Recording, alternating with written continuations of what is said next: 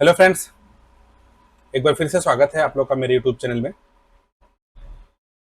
दोस्तों, इससे पहले की वीडियो में मैंने आप लोगों को ऑडियो सेक्शन के बारे में एक्सप्लेन किया है, जिसमें मैंने 4 पार्ट्स में ऑडियो सेक्शन को स्टेप बाय स्टेप बताया है। और अब जो हमारा सेक्शन स्टार्ट होगा वो डेड सेक्शन होगा, जिसमें हम लोग स्टेप बाय स्टेप देखेंगे।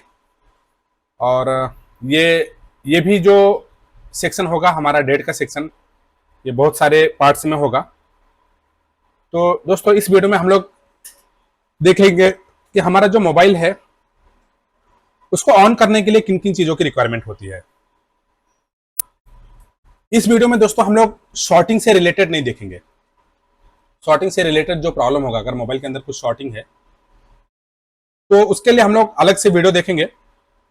अलग से वीडियो में आप लोग को बना के दूंगा शॉर्टिंग से रिलेटेड, उसको रिपेयर करने के लिए। लेकिन इस वीडियो में हम लोग मोबाइल ऑन होने के लिए किन किन चीजों की रिक्वायरमेंट होती है उसको समझेंगे।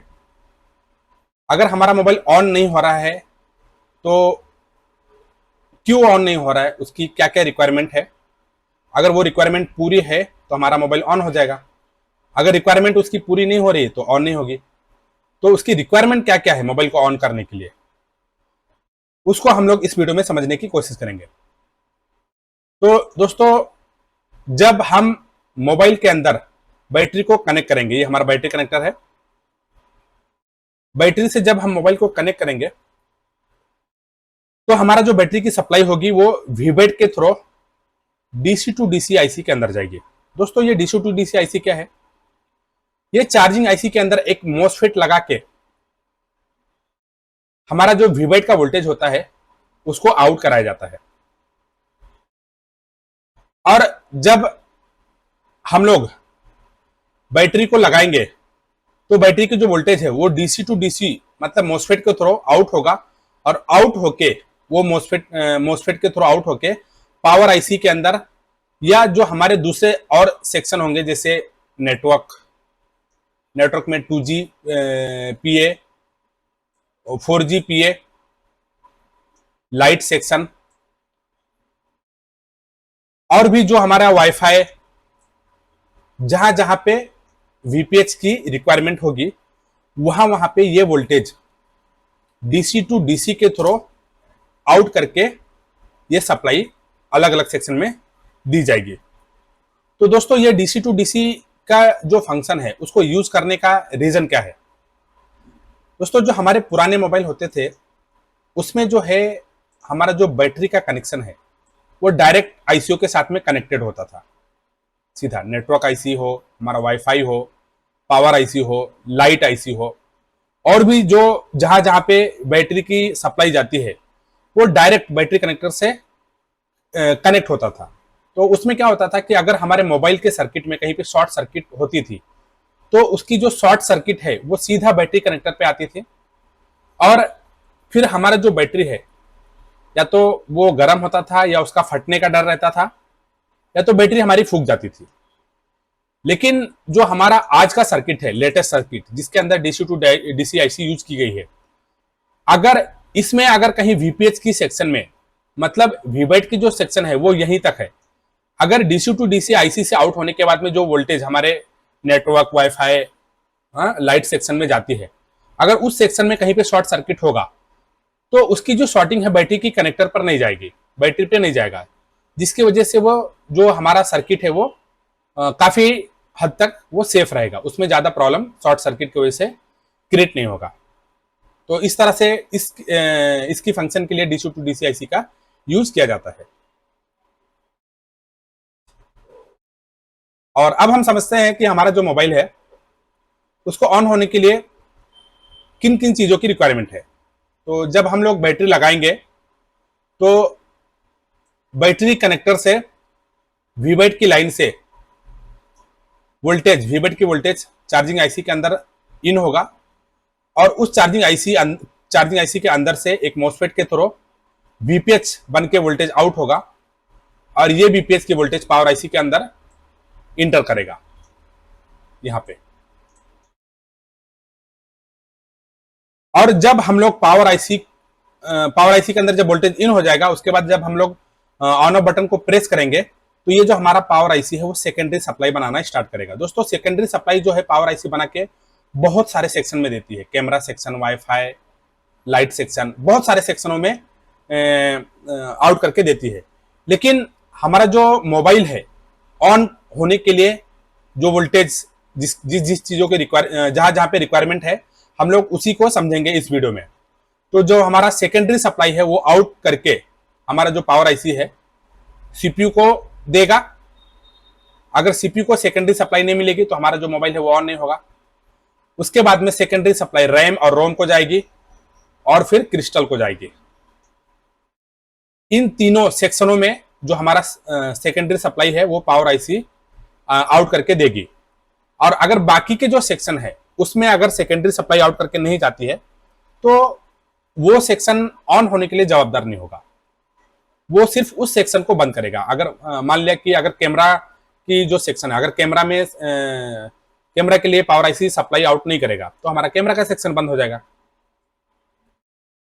और इसी तरह से दूसरा जो सेक्शन होगा अगर उसके लिए सप्लाई आउट नहीं करेगा पावर आईसी तो वो दूसरा सेक्शन जो भी रहेगा वो बंद हो जाएगा। लेकिन डेड के लिए ये हमारी जो तीन चीजें हैं सीपीयू, रैम, रोम और क्रिस्टल, अगर इसको सप्लाई नहीं मिलेगी, पावर आईसी इसको सप्लाई आउट करके सेकेंडरी सप्लाई बना के नहीं देगा तो जो हमारा मोबाइल है वो ऑन नहीं होगा। तो हमारे मोबाइल को ऑन होने के लिए सीपीयू, रैम, रोम और क्रिस्टल, इन तीन चीजों की रिक्वायरमेंट होती है। अब ये तीन सेकेंडरी सप्लाई तीन सेक्शन में जब मिल जाएंगी उसके बाद जो है हमारा मोबाइल ऑन होने के लिए रेडी हो जाएगा। अब अगर हमारे पास कोई मोबाइल आता है जो डेड है उसको हम लोग कैसे चेक करेंगे? तो सबसे पहले हम लोग पावर सप्लाई को चेक करेंगे जिसमें कि हमारा वीबेट की voltage DC to DC IC के अंदर इन होनी चाहिए। उसके बाद में वीपीएच की सप्लाई पावर आईसी के अंदर इन होनी चाहिए। पावर आईसी के अंदर बहुत सारे जगहों पे वीपीएच की सप्लाई जाएगी। उसके बाद जब हम ऑन ऑफ बटन को प्रेस करेंगे उसके बाद फिर सेकेंडरी सप्लाई आउट करके सीपीयू और रैम, रोम और क्रिस्टल के लिए ये जो है पावर आईसी ये वोल्टेज आउट करना चाहिए। तो ये हमारा पावर सप्लाई का सेक्शन हो गया। अब अगर ये इतनी चीजें ओके है उसके बाद में हम लोग कंट्रोलिंग सर्किट को देखेंगे। कंट्रोलिंग में क्या होगी, हमारी जो I2C की लाइन होगी वो I2C की लाइन जो है वो ओके होनी चाहिए। क्योंकि दोस्तों अगर हमारा I2C लाइन ओके नहीं होगा तो हमारा जो पावर आईसी है, जो पावर आईसी बूट सीक्वेंस बनाती है, वो कौन से टाइम पे कौन सा जो बूट सीक्वेंस है वो निकालना है वो आउट नहीं कर पाएगा पावर आईसी। तो पावर आईसी जो है वो बूट सीक्वेंस के हिसाब से वोल्टेज आउट करे, उसके लिए हमारी कंट्रोलिंग की जो लाइन है वो ओके होनी चाहिए। उसके बाद जब हमारी कंट्रोलिंग की लाइन ओके रहेगी तो फिर हमें जो चेकिंग करनी है वो बूट सीक्वेंस देखना है। बूट सीक्वेंस में क्या होगा कि हमारा जो पावर आईसी है वो मोबाइल को ऑन होने के लिए किन किन वोल्टेजेस को आउट करेगा, उसके बाद हमारा जो मोबाइल है वो ऑन होगा। क्योंकि मोबाइल ऑन होने के लिए बहुत सारे वोल्टेजेस की जरूरत होती है जो कि हम लोग बूट सीक्वेंस में देखेंगे। अब अगर बूट सीक्वेंस के हिसाब से जो है पावर आईसी वोल्टेज आउट कर दिया उसके बाद फिर हमें सॉफ्टवेयर को चेक करना होगा। अगर बूट सीक्वेंस भी ओके रही उसके बाद हमें सॉफ्टवेयर को चेक करना होगा। तो इतनी चीजों की चेकिंग हमें मोबाइल को ऑन करने के लिए करना पड़ता है।